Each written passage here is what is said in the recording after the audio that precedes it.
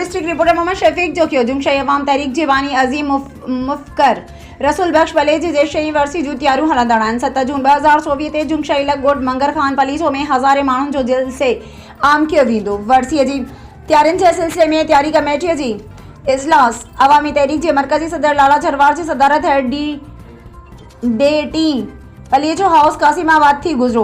इजलास में वर्सी के जलसे आम की तैयारियों जो जायज़ो वरतो वियो। उन मौके ते इजलास के खिताब कंदे अगवाणनि छो त रसूल बख्श पलेजो पंहिंजे दौर जो यगानो आलिम मुफ़किर ऐं मज़लूम तबक़नि जो सघारो आवाज़ हो।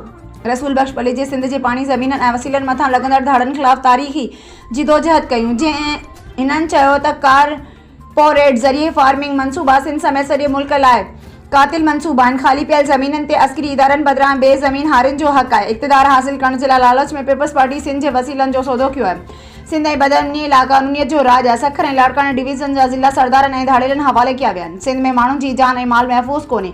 अवाम खे धाड़ेलनि जे हवाले कयो वियो आहे। पीपल्स पार्टी सिंध जी तबाही जो ज़िम्मेवार आहे। हिननि चयो त हुकुमराननि मुल्क ठहण शर्त अदलिया खे यरगमाल बणायो।